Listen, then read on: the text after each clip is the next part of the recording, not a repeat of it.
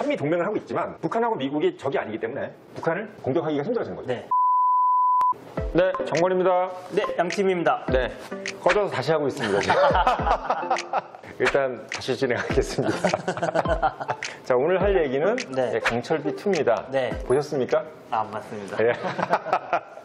원은 네. 봤는데 투는 못 봤어요. 네, 강철비2 이제 원은 사실 그 간첩 얘기잖아요. 네. 난파 간첩 얘기인데 네. 똑같은 동일 인물이 이제 간첩으로 나왔다가 이제 강철비2에서는 대통령으로 나오는 네. 분이 이제 정우성 씨고 응답하라 1994에 나오는 유현석 씨가 그 김정은으로 나오시죠. 네네. 김정은으로 물론 뭐 김정은인지 누군지 모르겠지만 북한 최고 지도자로 나오고 또 재밌는 거는 그 미국 대통령이 이제 영국인 단역 배우 네. 유명하지 않으신 분인데 앵거스 맥페이드. 앵거스 맥페이든이라는 분이 나오는데 사실 안 유명한 분이에요. 근데 재밌는 건 이 영화의 가장 줄거리를 뭐 다 말씀드릴 수는 없는데 이 영화의 연기로 봤을 때는 네. 정우성 씨의 연기를 그다지 잘 못한 것 같다.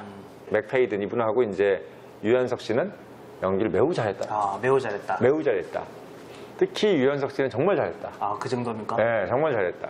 정말 어떻게 유현석 보는 재미로 보는 것 같았어요. 정말 이 북한 지도자를 왜 이렇게 멋있게 만들어놨는지 모르겠어요.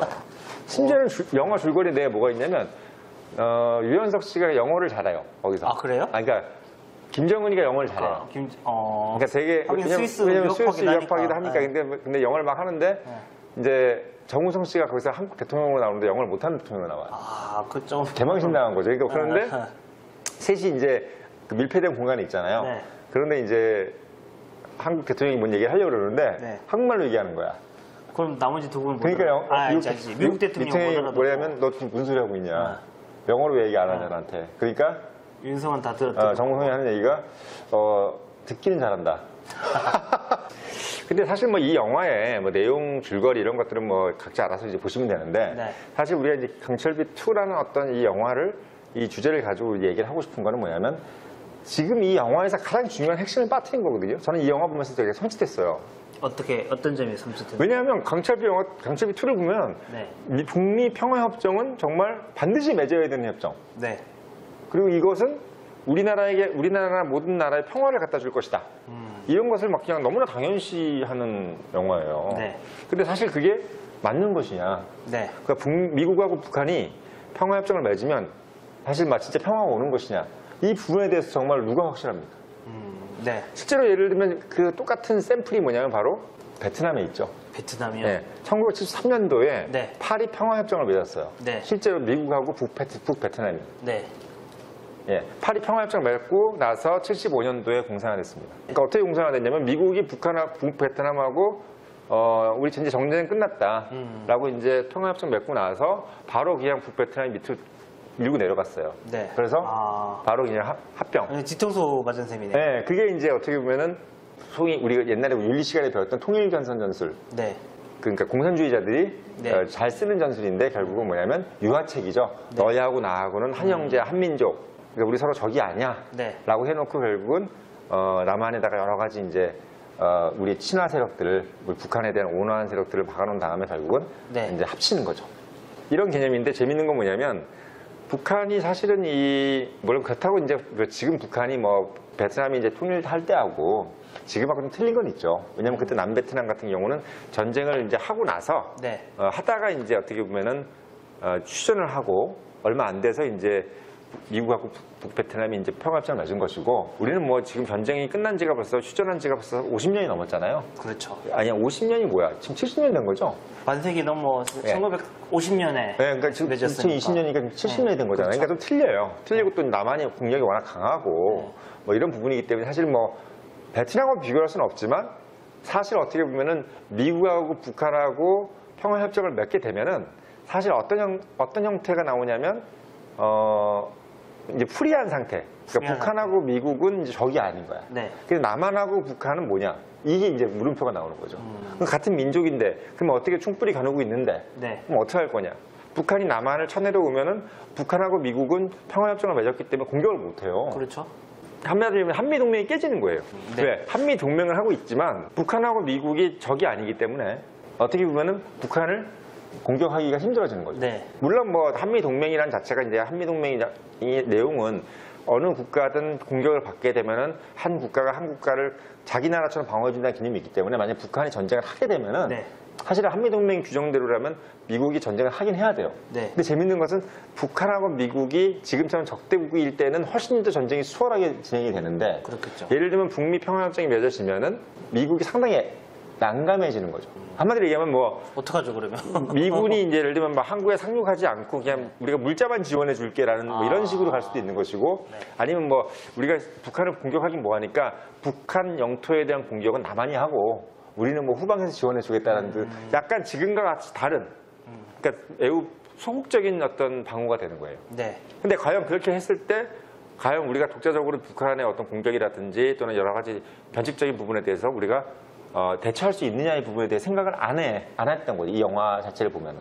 사실 이 평화협정이라는 내용이 근래에 나온 것처럼 이 영화가 좀 돼 있어요. 네. 마치 북한이 이제 와서 이제 평화협정 좀 해보자 라는 식으로 된 것처럼 나오는데 실제로 북미 평화협정에 대해서 북한이 갈구했던 것은 닉슨 독트린 때부터입니다. 그럼 되게 옛날부터예요. 옛날이네요. 1970년대부터예요. 박정희가 네. 유신을 했던 이유가 바로 뭐냐면 네. 그 이유거든요. 북한과. 그러니까 예를 들면 닉슨 독트린을 하면서 냉전 체제가 끝난 거예요. 한마디로 냉전 체제가 끝난 이유는 뭐냐면 닉슨 독트린이라는 것이 뭐냐면 이제 미국 스스로가 나 이제 냉전 안 할래요. 니네들이 알아서 해. 난 몰라. 미국이 예를 들면 우방국에 대해서 영토에 대해 책임 안 질래. 이런 개념인 거야.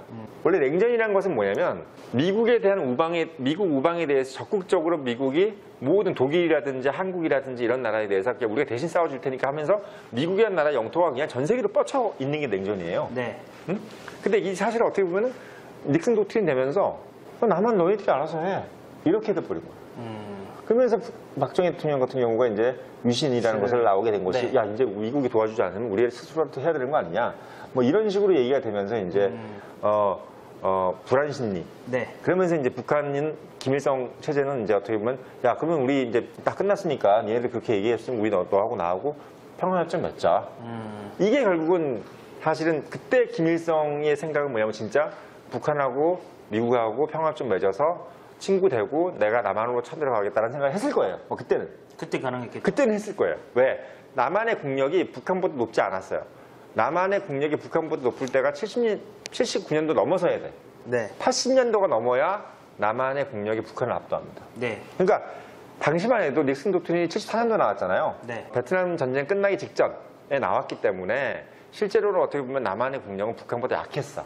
한마디로 얘기하면 그때는 우리가 뭐 만약에 북한하고 평화협정 맺어지는 순간 네. 그냥 북한이 잡아먹겠지. 밀고 내려와도 할 말이 없는 상황인 거죠.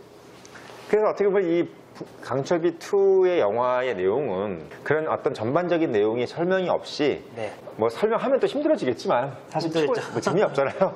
그런 얘기 설명하면 재미없는데 미국 대통령, 한국 대통령이 너무 막 북한하고 이제 미국 대통령한테 뭐 평화협정 분명히 맺어야 됩니다. 뭐 이러면서 막 너무 막 그래야지 됩니다. 막 하는 식으로 아무런 뭐 사전적인 정치적인 이론 없이 네. 그냥 읍소하는 내용. 네. 이 부분은 어떻게 보면은 우리 청년들이 조금 약간 제 말을 좀 듣고 알아서 한번 찾아보길 바래요. 네. 그러니까 왜냐면 이건 단순히 영화는 재밌었는데 왜냐하면 되게 위험한 거예요. 우리의 목숨을 담보로 하는 거잖아요. 아니 미국하고 북한이 과연 지금 정도에서 평화협정 맺으면 괜찮겠느냐에 대한 고민은 없는 거지. 그리고 또 하나 이제 의문점을 발견한 건 뭐냐면 북한의 극진주의자들이 북미 평화협정을 반대한다는 근거도 사실 되게 미약해요. 네. 왜?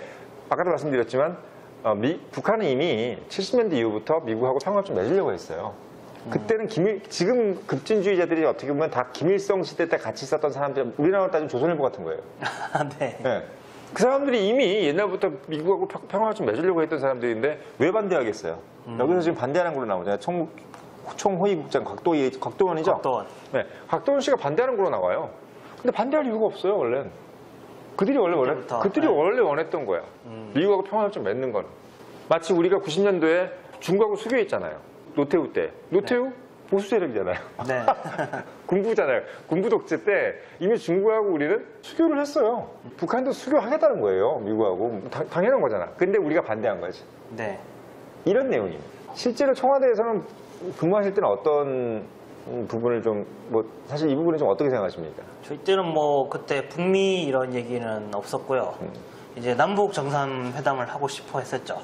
이제 MB 정권으로 바뀌자마자 얼마 안 돼서 그때 이제 금강산 관광을 하고 있지 않았었습니까? 근데 이제 금강산 관광을 간 한 아주머니가 새벽에 아침 일찍 나와가지고 해변 건들고 있는데 북한에서 총으로 쏴서 죽였다고. 갑자기 사람이 죽었는데 사과도 안 해. 처음에는 마치 저쪽에서는 저쪽 입장, 북한 입장에서는 잘 쏜 것처럼 얘기를 하니까. 그래서 금강산 관광 이제 중단시키고 지금까지 재개가 안 되고 있죠. 그리고 그 와중에 천안함 맞아서 저희 46명이 전사하지 않았습니까? 그리고 그 뒤에 이제 우리 연평대 포격을 해가지고 민간인 2명, 해병대원 2명 죽고 이렇게 되니까 남북 정상회담을 할 수가 없었죠. 뭐 또 여건이 안 되는 거죠. 뭐 네. 사실은 뭐. 근데 남북 정상회담만이 되게 하고 싶어 했었기 때문에 그때 이제 노동부 장관이던 임태희 장관을 특사로 해가지고 북경에도 보냈었고 그다음에 성대 정형외과 교수하는 김태호 대외전략수사관도 만나기도 했었고 근데 다 그게 안 근데 됐죠. 사실은 뭐 북한 입장에서는요 남북 정상회담 별로 관심도 없어요. 네. 왜 관심이 없겠어요? 솔직히 뭐 나올 게 없거든요. 북한 입장에서는 미국하고 협상하고 싶은 거지 남북 정상회담에 관련 관심이 없는데 이제 우리나라는 되게 남북 정상회담 목을 매는 이유가 지지율과 직결되기 때문에. 그리고 마치 남북 정상회담을 하는 대통령은 마치 역사에 남는 대통령, 그리고 뭔가에 굵직한 것을 남긴 대통령인데, 뭐 DJ 때라든지 노무현 때 같은 경우는 만 해도 뭐 워낙 처음이니까 뭐 그런 느낌이 있긴 있었는데, 사실 원래 남북 정상회담 그때부터 하려고 그랬어요. YS 때부터 했었잖아요. 네. YS 때 남북 정상회담이 다 예정돼 있었는데 김일성이 너무 빨리 죽어버렸어요. 갑자기 죽었죠.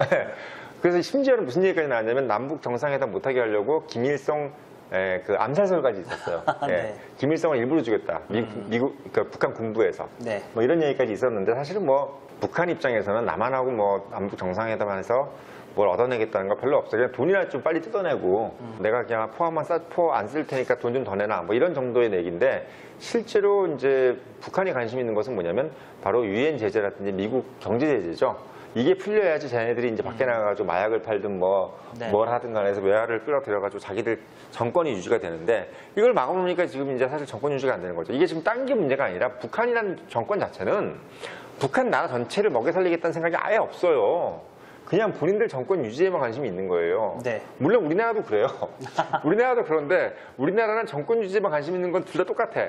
근데 재밌는 것은 여긴 자본주의 국가이기 때문에 내가 내 정권에만 관심이 있어도 경제 주체들이 알아서 경제 활동을 한단 말이에요. 네. 근데 공산주의는 뭐냐면 중앙에서 통제를 하기 때문에 중앙에서 자기들이 자기 정권의 유지에만 아니일만 급급하면은 나라 전체가 발전이 안 되는 거야.